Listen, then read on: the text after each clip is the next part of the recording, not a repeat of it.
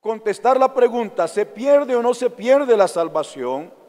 No basta con decir yo tengo un versículo. No basta con decir muéstreme un versículo. Este es un elemento, hermanos, que debemos entender bien. Me parece que la última vez que estuve acá, algo hablamos de este tema. Yo no sé si les voy a contar una anécdota de Martín Lutero para ilustrar lo que quiero decir. Martín Lutero es el reformador protestante del siglo XVI, quien inició el movimiento protestante, quien entonces se dice que dividió a la iglesia, ¿verdad?, entre católica y protestantes por el movimiento que él comenzó allá en 1517. Es más, la fecha en que celebramos ese acontecimiento es el 31 de octubre, ¿verdad?, que se cumple año, y eso inició en 1517. Martín Lutero se emocionó, él era un sacerdote, además era teólogo porque enseñaba teología. Martín Lutero, estudiando Romanos, por ejemplo, y otros, él encontró que la Biblia enseñaba que las personas somos salvas por fe y somos justificados por la fe en el Evangelio, como dice Romanos 1:16, 17, no me avergüenzo del Evangelio, porque es poder de Dios para salvación a todo aquel que cree, porque en el Evangelio la justicia de Dios se revela por fe y para fe, ¿verdad? Como está escrito, mas el justo por la fe vivirá. Entonces Martín Lutero dijo, yo no veo que la iglesia esté enseñando esto. Entonces comenzó allí a hablar del tema, a enseñar, y así fue como nació lo de la Reforma Protestante. Pero resulta que hay un libro en la Biblia que dice en realidad algo diferente a la justificación por la fe. Y ese libro es Santiago. Santiago en realidad, si usted lo lee, dice, ¿qué es eso de que ustedes digan de que es suficiente la fe? No, no es suficiente la fe, dice Santiago. Se necesitan las obras también para ser salvo. Santiago tiene un fuerte énfasis en las obras. Dice más, si tú me hablas de fe, yo te voy a hablar de obras y yo te voy a mostrar mi fe por mis obras, dice Santiago. Entonces resulta que cuando Martín Lutero llega a leer Santiago, dice, no me gusta Santiago. No está de acuerdo con lo que yo he leído en Romanos. Por lo tanto, dice Martín Lutero, no, Santiago es un libro que no debería estar en la Biblia, por cuanto no enseña la justificación por la fe. Entonces, con eso es lo que yo quiero decirles, amados hermanos, es que para llegar a tener una doctrina, o sea, algo que nosotros creemos que es una enseñanza de la palabra de Dios, no basta con tener un versículo. Martín Lutero tenía su versículo. Es más, y si usted quiere salvación por obras, ahí tiene sus versículos en Santiago también. No es asunto de tener un versículo o de tener otro. Es asunto de que la palabra de Dios se compone de 66 libros y hay que leer los 66 para hacer sentido de todo lo que hablamos. Porque no basta con citar una frase bíblica o un versículo bíblico. Por lo tanto, en el tema de la predestinación, tampoco basta con decir, sí, aquí hay un versículo que dice que somos predestinados desde antes de la fundación del mundo. No, en realidad las doctrinas cristianas son un fruto de tratar de entender el propósito de la Biblia, la finalidad de la Biblia, la intención de la Biblia. O sea, hacia dónde va ese movimiento de lo que la Biblia quiere compartir con el ser humano, que por cierto la Biblia es un instrumento en el plan de Dios para la salvación de la humanidad. Pero bueno, eso con respecto a que no es solamente acudiendo a un versículo. Claro que hay que ir a la Biblia, claro que hay que leer los pasajes de la Biblia, claro que hay que tratar de entenderlos, pero no basta con decir es que aquí tengo un versículo que prueba este punto o el otro. Entonces, ¿qué elementos entran en juego a la hora de tratar el tema de si Dios decide o no decide por los seres humanos para aceptar la salvación. En primer lugar menciono allí la naturaleza de Dios. La naturaleza de Dios. O sea, ¿quién es Dios? Ahora, nosotros no sabemos quién es Dios aparte de lo que la Biblia enseña. Nuestro conocimiento de Dios viene de la Biblia, de la revelación de Dios. Nosotros no tenemos un conocimiento de Dios que lo hemos tomado de la naturaleza o de la creación o del universo. No, nuestro conocimiento de Dios viene de la palabra de Dios. Por lo tanto, el Dios en el que usted cree debe ser el Dios que se aparece en la Biblia y que actúa en la Biblia y que habla en la Biblia y que se revela en la Biblia. Entonces algunos han acuñado la frase diciendo que el Dios en el que nosotros creemos debe ser el Dios de Abraham, el Dios de Isaac, el Dios de Jacob, como dice la Biblia, y el Dios de Jesucristo. ¿Por qué? Pues porque es el Dios que comienza con el llamado de Abraham y le dice: en ti serán benditas todas las familias de la tierra. Y dice Pablo en Gálatas 3:15 y 16 que la simiente de Abraham es Cristo. Entonces el Dios en el que nosotros creemos es el Dios de Abraham, de Isaac, de Jacob y de Jesucristo. Entonces hay que ver quién es ese Dios. Ahora, ¿por qué menciono esto de la naturaleza de Dios? Porque algunos dicen, es que Dios es soberano. Eso es parte de la naturaleza de Dios. Soberano es tener poder y autoridad. Dios tiene poder y autoridad. Y algunas personas dicen entonces, si Dios tiene poder y autoridad, pero hay alguien allí, un ser humano, una criatura, que es rebelde, o sea, que no hace lo que Dios dice, entonces Dios no puede ser soberano. ¿Ven? De aquí es donde viene el razonamiento para llegar a decir, Dios tiene que controlar cada detalle, tanto de la vida de las personas como cada detalle que sucede en la naturaleza, creyendo que la soberanía de Dios es tal que no permite que haya alguien rebelde en su reino, digamos, o en su área de acción. Pero en realidad eso no es lo que enseña la Biblia.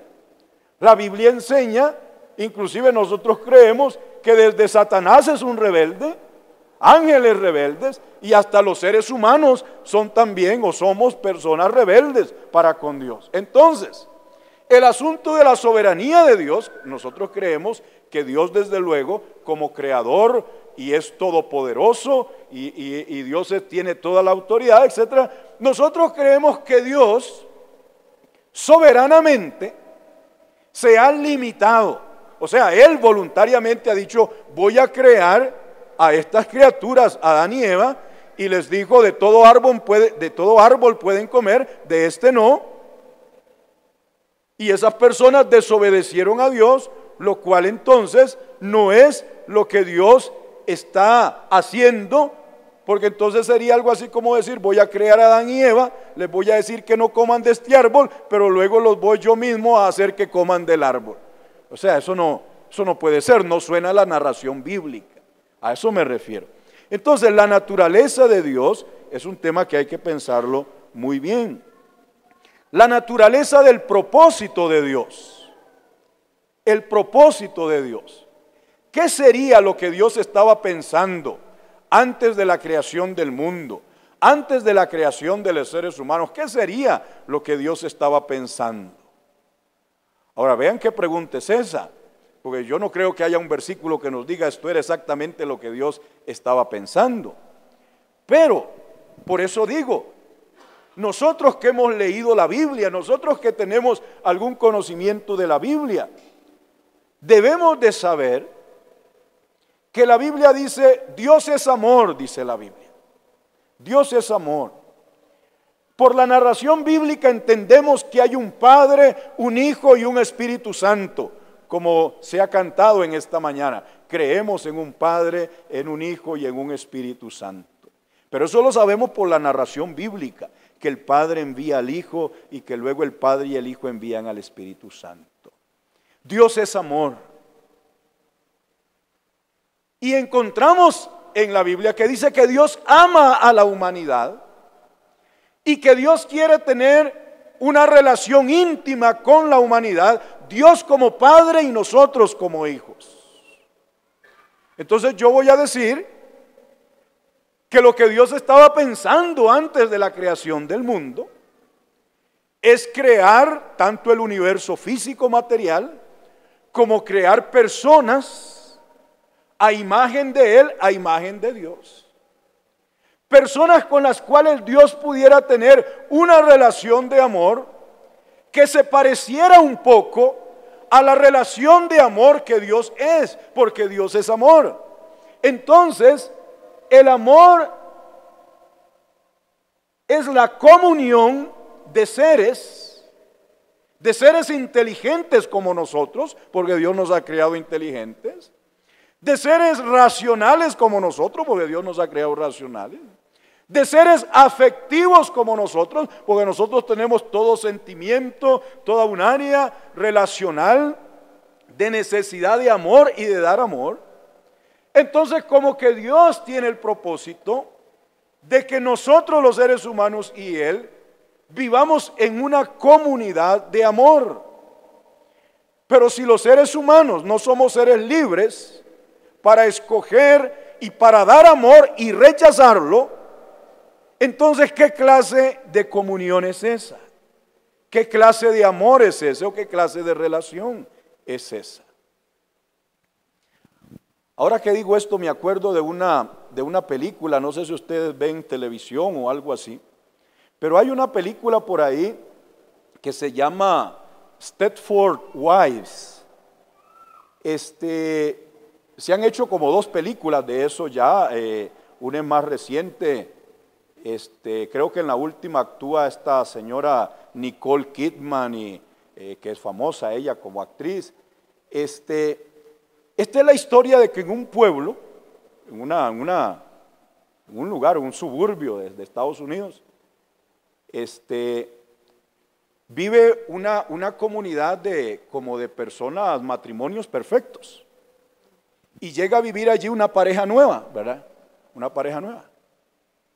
Y la mujer nueva en el vecindario comienza a ver que todas las esposas son sumisas a los esposos, que todas las esposas son esposas perfectas y que aquellos matrimonios entonces es toda una maravilla. Y lo que sucede es, de acuerdo a la narración de la película, pues es que los hombres han implantado una especie de un chip o algo así en las mujeres y las han hecho sumisas a las mujeres.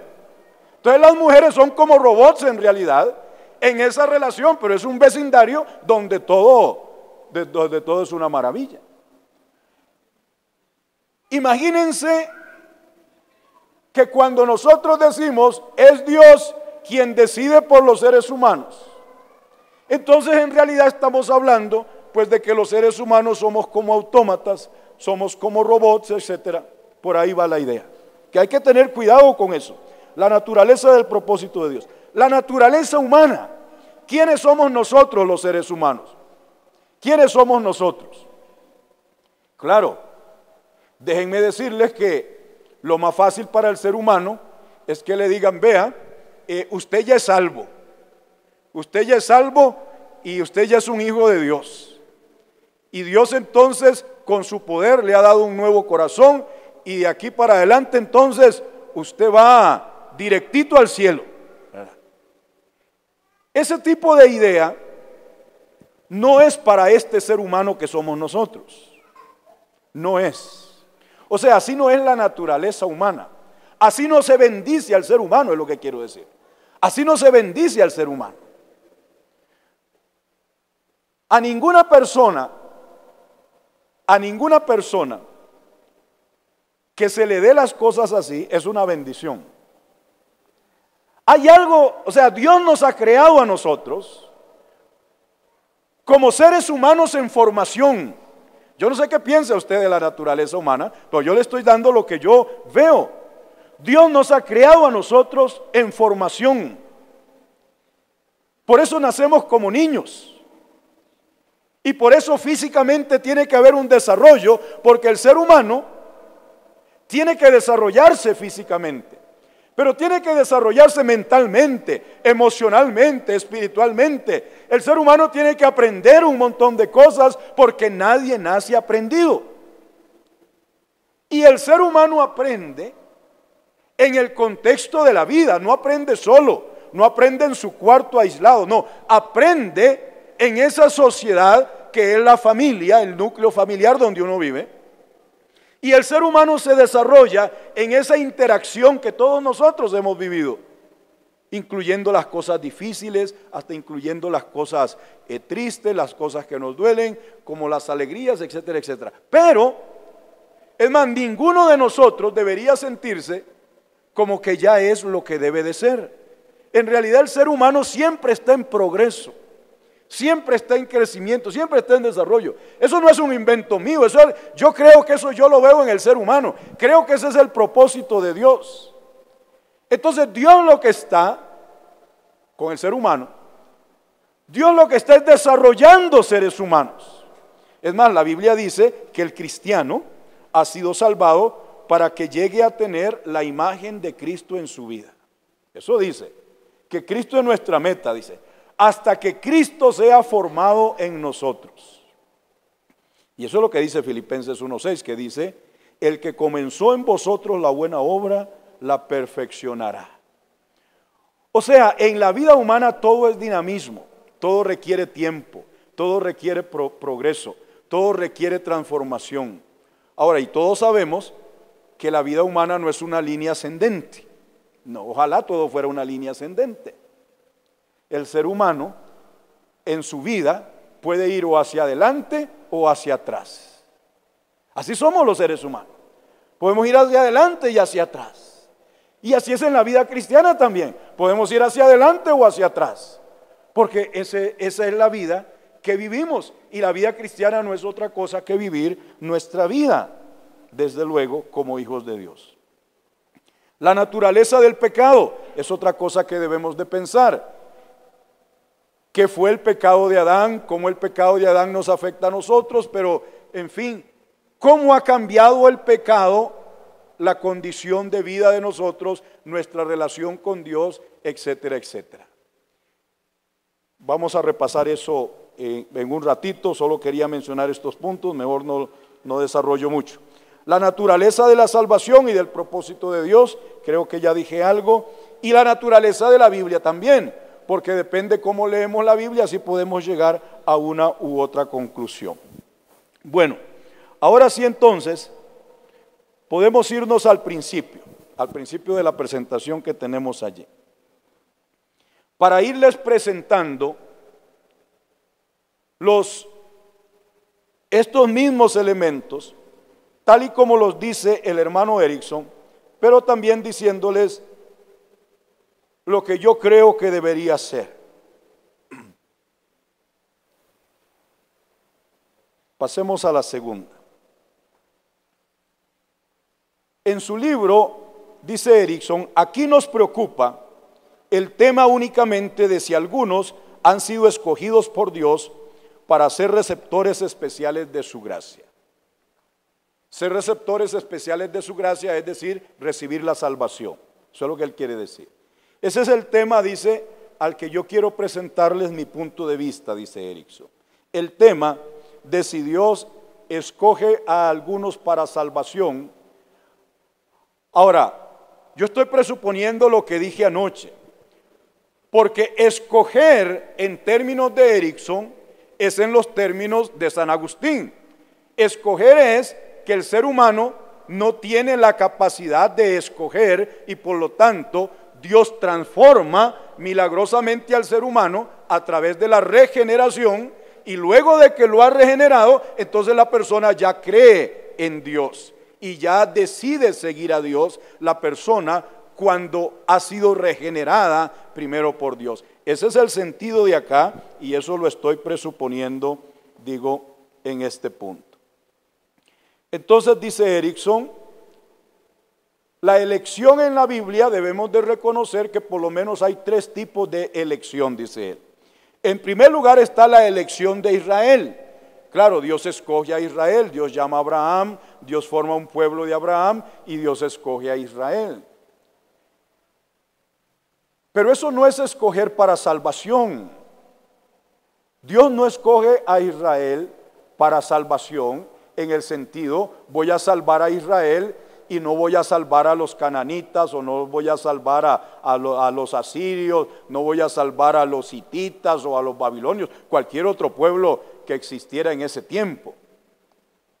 Cuando Dios escoge a Israel, no es para salvación en el sentido que Dios escoge a Israel para la salvación eterna, que es de lo que estamos hablando acá. No. Escoger a Israel significa que Dios escoge a un pueblo porque Dios tiene un plan con ese pueblo, porque de ese pueblo debe de venir la salvación para todo el mundo.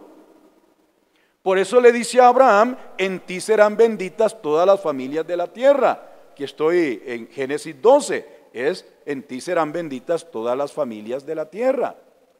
Entonces, claro que el privilegio de Israel es grande. Por supuesto que es grande. ¿Por qué? Porque el Dios verdadero decide revelarse al pueblo de Israel. O sea, Israel tiene la oportunidad de conocer al Dios verdadero. Es más, si Abraham vivió 2000 años antes de Cristo, Israel por 2000 años es el pueblo que tiene la posibilidad, que tiene la oportunidad, que tiene el privilegio de conocer al Dios verdadero, porque Dios se le está revelando al pueblo de Israel. Es más, Dios le dice a Israel, yo quiero usarlos a ustedes. Quiero usarlos para la salvación de la humanidad. En ese proceso, Israel tiene la oportunidad de ser salvo. En el proceso de esos 2000 años, Israel tiene la oportunidad de ser salvo. Claro que sí. Porque Israel debía de creer en Dios. Porque Dios le estaba hablando, se estaba revelando a ellos y tenía un propósito con ellos. Pero ¿qué dice la Escritura? De la mayoría de ellos no se agradó Dios. Es más, empezando por aquella primera generación que salió de Egipto, dice la Escritura, de la mayoría de ellos no se agradó Dios y por eso todos quedaron en el desierto. Entonces, la escogencia de Israel no es una escogencia para salvación eterna, es una escogencia para un propósito histórico y desde luego, Israel, por el conocimiento de Dios que Dios le está dando a través de la ley de Moisés y a través de los profetas, etcétera, etcétera, a través de los sacrificios de animales, Israel tiene acceso a Dios e Israel puede ser salvo. Pero eso es lo que enseña Romanos, de que en realidad, Romanos 9 al 11, por ejemplo, de que en realidad Israel en su mayoría no fue salvo. No creyó en Dios como Dios quería que creyera en Él. Por eso la Biblia habla de un remanente y de un remanente y de un remanente, hablando de que son los que creen en Dios. En segundo lugar, dice Erickson, cuando la Biblia habla de elección, habla de selección de individuos para una especial posición de privilegio y servicio. Claro que sí. ¿Por qué Saúl llega a ser rey? Pues porque Dios dice Saúl va a ser rey. ¿Por qué David llega a ser rey? Porque Dios dice a David es que hay que ungir para que sea rey de Israel. ¿Por qué Aarón y los descendientes de Aarón son los sacerdotes? Pues porque Dios escogió a Aarón y dijo de Aarón serán los sacerdotes. O sea, Dios escoge, Dios llama reyes, profetas, sacerdotes y a otra gente inclusive. Dios dice el rey Ciro, Dios dice escogí a Ciro, de Babilonia dice escogí a Babilonia. O sea, Dios trae a los asirios para castigar a Israel del norte. O sea, Dios usa a quien quiere para sus propósitos. Entonces esa es una elección de Dios para un servicio, una determinada. El mismo Faraón dice Dios, yo te he puesto para esto y lo otro, pues porque Dios desde luego no ha abandonado, Dios tiene un propósito concreto y Dios interactúa con los seres humanos y Dios entonces soberanamente inclusive, es más, hasta limitando la voluntad de los seres humanos. O sea, Dios actúa soberanamente sobre algunas personas de acuerdo a la Biblia. Eso no hay ni que negarlo, más bien eso hay que creerlo. O sea, Dios usa al que cree en Él como al que no cree, porque Dios tiene propósitos y Él los cumple en la historia. Dios no tiene ningún problema, ni nosotros debemos de tener problemas con eso. Es más, así funciona el ser humano. Nosotros también imponemos, controlamos a otros seres humanos.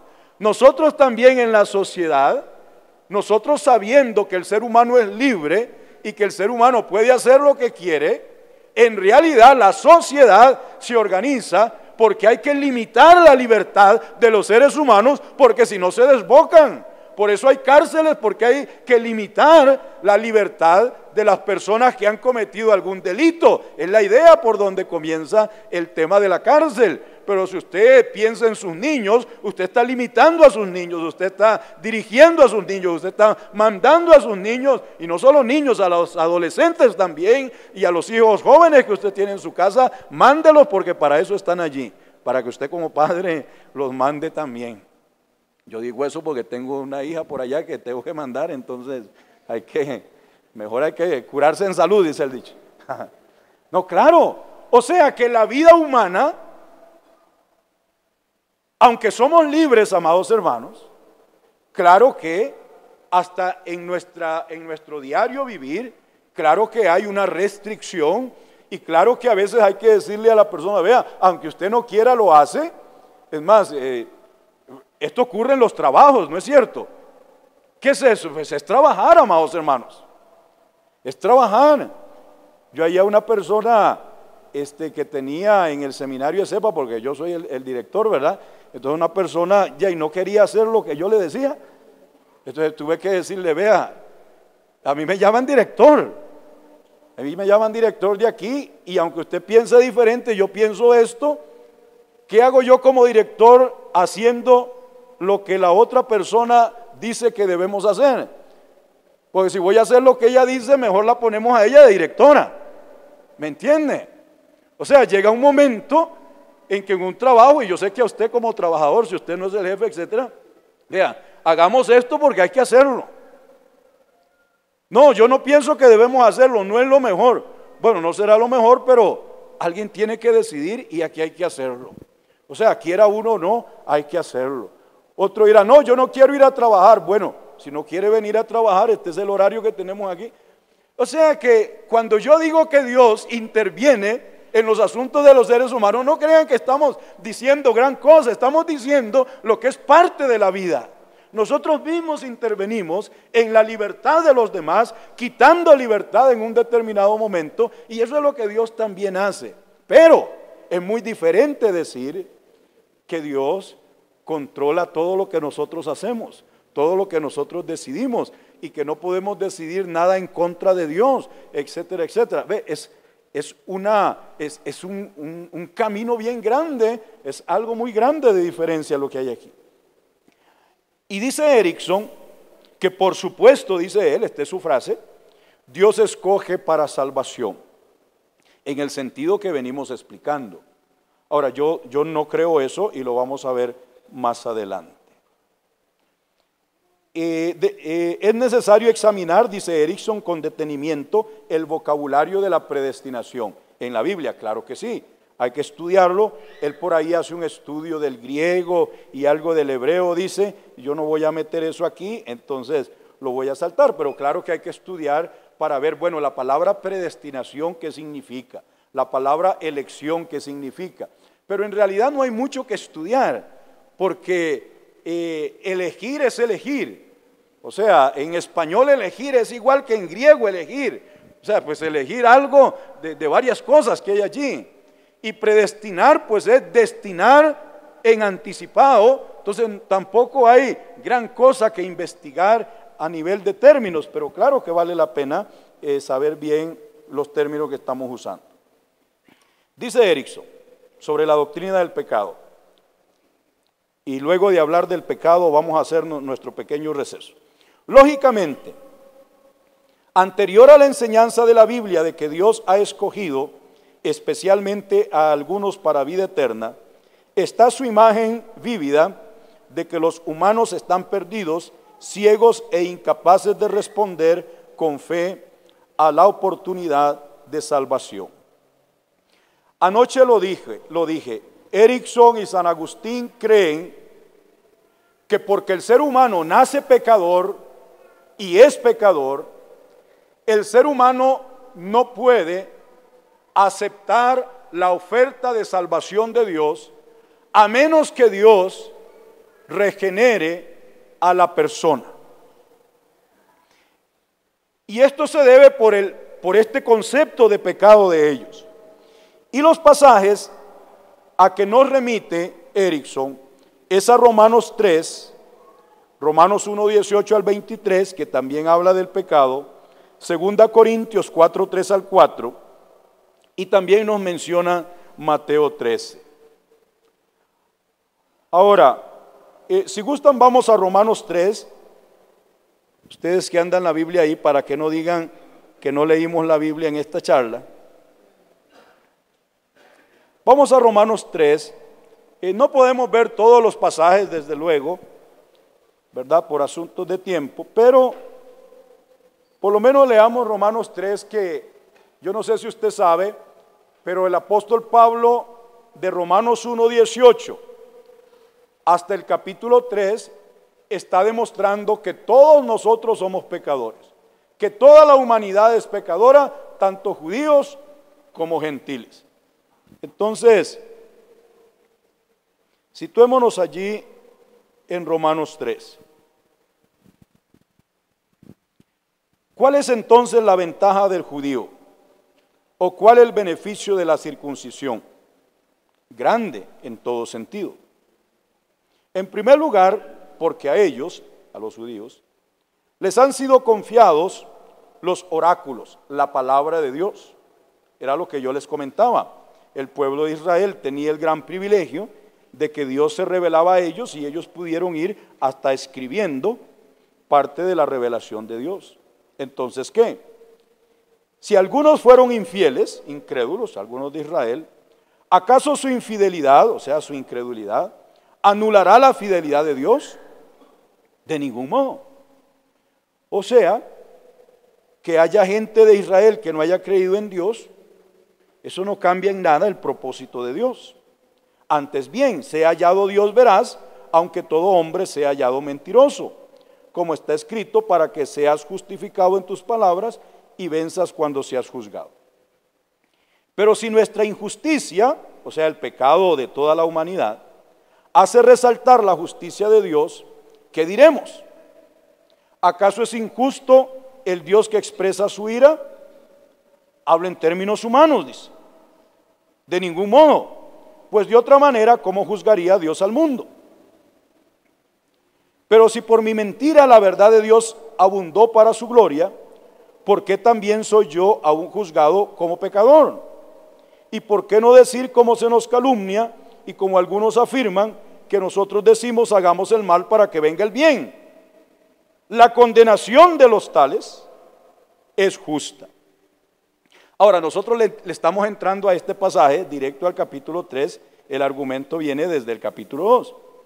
Pero lo único que quiero decir de este pasaje, que hemos leído, porque vamos a concentrarnos en el otro, es que ustedes ven que lo que está diciendo es que el ser humano es pecador, que el pecado del ser humano como que resalta la gracia, el amor de Dios, y que sin embargo, desde luego, Dios es justo en vernos como pecador, en castigarnos como pecadores, aunque el pecado de la humanidad exalta la gracia de Dios.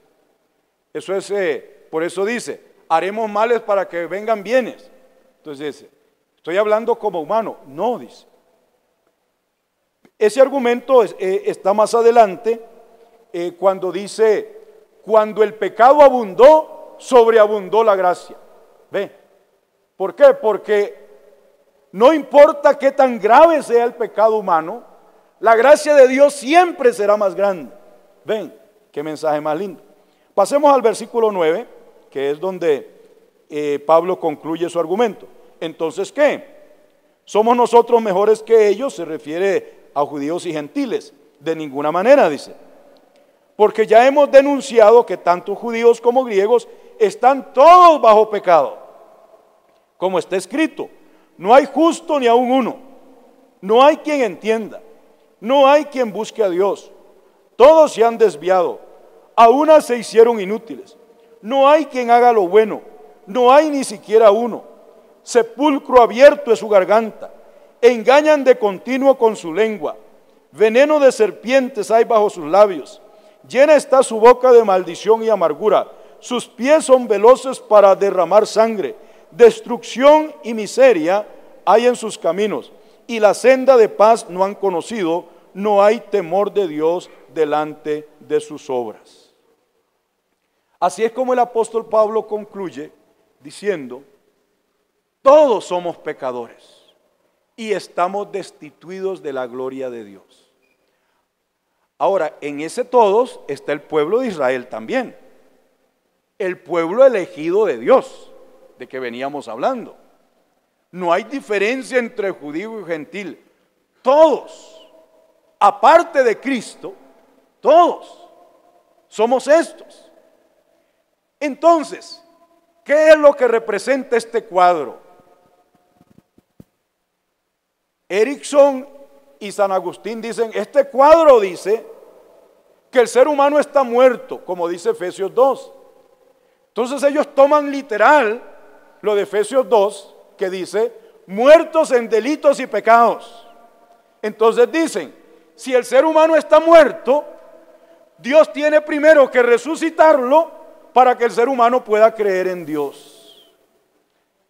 Pero eso es una lectura literal de la palabra muerto, cuando el sentido obviamente es espiritual. Muertos espiritualmente es pues que el ser humano no conoce a Dios, no busca a Dios, no ama a Dios, no quiere a Dios, es enemigo de Dios. Claro que el ser humano es enemigo de Dios. Pero si usted tiene un enemigo, y solo para seguir con la ilustración de enemistad, ¿de qué algo sirve? Usted tiene un enemigo, pero usted llama a la persona por teléfono o algo así, y usted le dice, vea, quiero que hagamos las paces. Claro, aquel es enemigo. Entonces el enemigo puede seguir de enemigo y decirle, yo no quiero hablar contigo, no me hable nada. O la persona tal vez recibe su palabra y usted le dice, vea, arreglemos, ¿qué fue lo que pasó? Entonces se puede comenzar a hablar. O sea que, en realidad, cuando personas han roto relación, alguien toma la iniciativa, y Dios ha tomado la iniciativa. Dios envió a su Hijo Jesucristo para dar salvación. Cuando la persona oye lo que la otra está diciendo, la persona tiene oportunidad pues de pensar, de reflexionar, de entender, y claro que la persona puede o rechazar o aceptar. Y aquí es donde viene la confusión. La confusión es que la salvación es de Dios. ¿Quién puede salvarse si Dios no nos hubiera salvado en Cristo Jesús? Nadie puede salvarse. Ni nadie puede salvarse, ni nadie se salva a sí mismo. No. Lo que Dios ha hecho es decirle a la humanidad, vean lo que he hecho por ustedes. Los he amado tanto que he enviado a mi Hijo a morir en la cruz del Calvario. Lo que Dios está diciendo es, acepten mi amor, acepten mi regalo. Nosotros decimos que la salvación es un regalo. Aceptar un regalo no cambia el hecho de que sea un regalo. Aceptar un regalo no cambia el hecho de que la persona que lo recibe no ha hecho nada por ese regalo. Es más, aceptar un regalo no es una buena obra. Sencillamente es la naturaleza relacional de personas racionales, libres, creadas con esta naturaleza que Dios nos ha puesto. Es natural que la persona tenga una última palabra, que la persona diga creo o no creo, como aquellos dos ladrones que estaban crucificados con Cristo, ¿verdad? Porque claro que las personas tenemos esa capacidad que Dios nos ha dado de que nosotros podemos tomar nuestras decisiones. Y en la historia se nota eso. Hay hermanos, momentos críticos, cuando a un ser humano le dice, vea, niegue a Cristo, reniegue del Señor, o lo matamos aquí. ¿No es maravilloso eso? De que haya un ser humano que diga, no, yo creo en Cristo y no voy a negarlo. ¿No creen que es maravilloso que una persona con su fe, con su valor, con su entrega, pueda decir, yo creo en Cristo aunque me maten? Eso es lindo. Eso representa que el ser humano tiene una capacidad espiritual de Dios que se refleja en su voluntad, aún para ir en contra del mundo entero si es necesario. Es más, eso fue lo que hizo Martín Lutero. Martín Lutero porque a Martín Lutero lo perseguía la iglesia y lo perseguía el emperador también. Entonces Martín Lutero en un determinado momento dijo, aquí me paro, dijo Martín Lutero, y de aquí no me muevo. Esto es lo que yo creo. Venga lo que venga. Cuando yo pienso en esto, pienso en aquellas imágenes, no sé si alguno de ustedes vio aquellas imágenes, de que en la China, por ahí en el Facebook a veces circulan imágenes, aquellas donde hay un hombre, ¿verdad?, allí, y vienen todos esos, ¿cómo se llaman?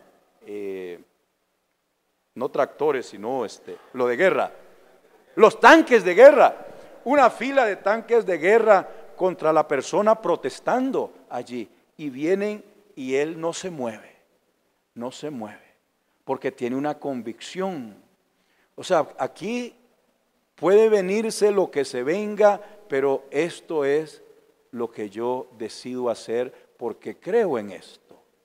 O todas las revoluciones que han habido desde lo de los derechos civiles en Estados Unidos, un Martin Luther King o Gandhi en la India. Es decir, estoy tratando de mencionar ejemplos cuando ha habido seres humanos que aunque el mundo se venga encima, ellos dicen esto es lo que yo voy a hacer, esto es lo que creo. Porque el ser humano tiene esa capacidad. El ser humano no puede ser obligado cuando no quiere ser obligado, cuando no entiende que debe ser obligado. Eso es lo que quiero decir. Claro que el ser humano tiene ese don de Dios, porque es un don de Dios. Si nosotros somos creados por Dios, tiene ese don de Dios. Como decía, no sé, un chiste por ahí de un niño que iban en el carro y le decían que cerrara la ventana y él no quería, no quiero llevar abierta la ventana. No, cierra la ventana, le decían los padres, y él que no quería. Bueno, entonces los padres tuvieron que imponer su autoridad, ¿verdad? Por la fuerza, y dice el niño, bueno, voy a cerrar la ventana, pero yo aquí por dentro mío la llevo abierta, ¿verdad? Es que claro que el ser humano lo pueden meter en una cárcel, pero todos sabemos que en su espíritu él puede ser libre. Es que es un don de Dios.